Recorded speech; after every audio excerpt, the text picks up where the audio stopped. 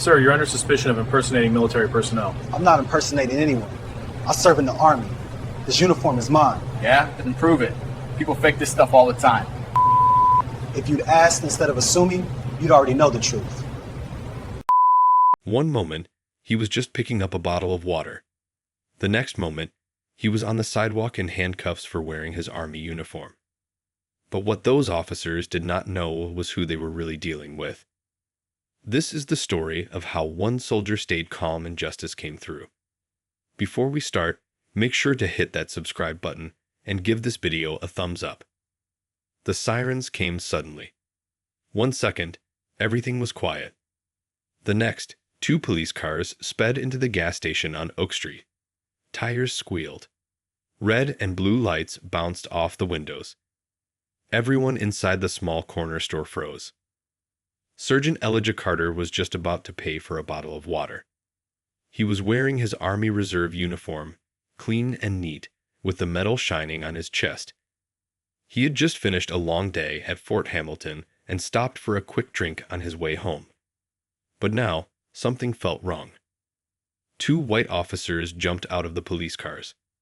One was tall and lean with a strong jaw, Officer Nathan Price. The other was shorter and round, Officer Ryan Clark. They looked like they had already made up their minds about something. Their hands went to their guns as they rushed inside the store. Out of the store now. Hands where I can see them, Officer Price shouted. People jumped. A woman dropped her bag of chips. A man checking lottery numbers stepped aside fast. The cashier ducked behind the counter.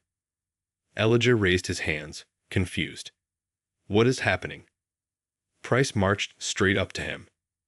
You're under suspicion of impersonating military personnel. Elijah's eyes widened. Excuse me? I am in the Army. Clark stepped in, grabbed Elijah's arm, and twisted it behind his back. The cuff snapped shut before Elijah could say another word. The water bottle fell and rolled across the floor. You're making a mistake, Elijah said, trying to stay calm. Price smirked. Yeah, they'd all say that. They dragged him outside and made him kneel on the hot sidewalk. Cars slowed down to look. Phones came out. Some people started recording. Elijah did not fight. He held his head up and kept his eyes steady. He knew his uniform meant something.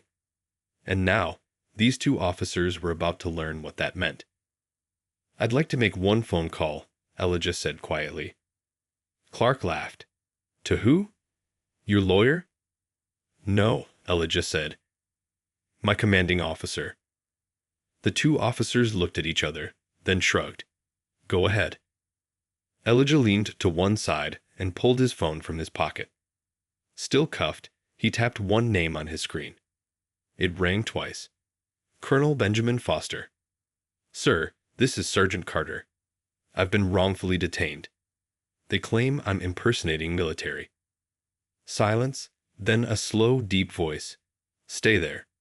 I'm on my way. Elijah hung up and looked at the officers. Help is coming, he said calmly.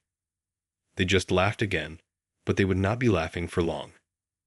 Exactly 7 minutes later, 3 black SUVs arrived at the gas station. They did not use sirens. They did not need to. Men in dark suits stepped out, all wearing military badges and sharp uniforms. The air changed quickly. People stepped aside. Even the traffic noise seemed quieter. Then the back door of the front SUV opened. Out came Colonel Benjamin Foster. He was tall, silver-haired, and walked like a man who did not waste time. His uniform had more ribbons and medals than most people had ever seen. He walked up to the 2 officers standing near Elijah and asked one simple question. Which one of you is Price? Officer Price raised his hand slowly. Colonel Foster did not yell. He did not need to. I'm Colonel Benjamin Foster. That man you handcuffed is Sergeant Elijah Carter. He has been serving this country for 11 years. You just put a decorated soldier in cuffs on the sidewalk in full uniform. Ryan Clark swallowed hard. We thought he was fake. Did you ask for ID? The colonel snapped. No, sir. Did you check his badge, his base permit, or even ask his name? Clark did not answer. Colonel Foster stepped closer. You racially profiled one of our own, and now both of you are under federal review for misconduct. A military lawyer came forward and handed official papers. You are being placed on administrative leave effective immediately. Your badges, weapons, and radios. Hand them over. Nathan's jaw dropped. Wait. This is a mistake. The only mistake, Foster said coldly, was thinking you could treat a soldier like a criminal because of the color of his skin. He walked over to Elijah, who was still kneeling.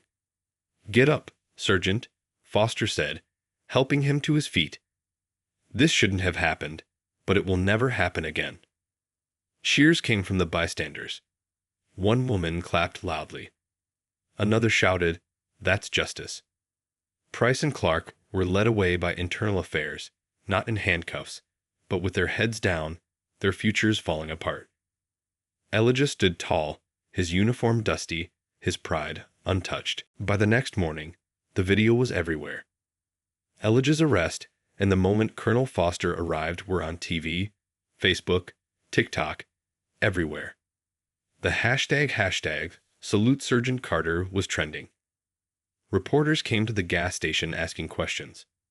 Talk shows debated the story all day. The mayor called a press conference. I want to personally apologize to Sergeant Carter, she said, standing in front of City Hall. What happened was unacceptable. Officers Price and Clark have been terminated. Not suspended, not transferred, fired. People cheered. Elijah watched on his couch with a bowl of cereal and did not smile until the mayor added, Sergeant Carter is an example of grace, honor, and patience. He deserves our respect, not suspicion. 2 weeks later, Elijah was invited to speak at the police academy. He walked into a room full of young recruits, their faces nervous and uncertain. He did not bring a script. He just spoke from the heart. Before you put on a badge, remember something, he said. Power doesn't make you right. Listening does. Respect does. You see a black man in uniform, that's not your enemy. That's your brother. Ask before you act. There was silence. Then slow, careful applause spread through the room. Back home, Elijah sat on his porch with a glass of sweet tea, watching the sun sink behind the trees. He did not want revenge. He already had what mattered most: respect, justice, and a story heard loud and clear. Respect is not a favor. It is a right earned, not questioned. Sergeant Carter did more than clear his name. He reminded the world what true honor looks like. Sometimes the strongest response is quiet dignity, calm, and unshaken. The story of that hot day at the gas station became a lesson for many. People who saw the video understood that jumping to conclusions can hurt others. They learned that assumptions, especially about race or appearance, can have serious consequences. Elijah's courage and patience showed the power of standing strong without anger. Even months later, people still talked about it. Young soldiers and new recruits remembered his words. Parents showed their children the video. Teachers used it to explain fairness and respect. His story traveled far beyond the small gas station on Oak Street. Elijah did not become famous for the sake of fame. He became a symbol of patience, honor, and grace under pressure. When people saw him in his uniform, they saw not only a soldier but a man who knew his value and held it quietly, without yelling or fighting. The officers who had detained him faced serious consequences. They were no longer on the streets, and their behavior became a cautionary tale in the police department. Their actions were studied in training, showing the dangers of bias and the importance of checking facts before acting. Elijah continued his service in the Army with dignity. He was recognized by his commanders, his community, and even the media, but he carried himself humbly. He did not boast or seek attention. His priority remained the same: serving his country and showing the world that respect must be earned and given equally.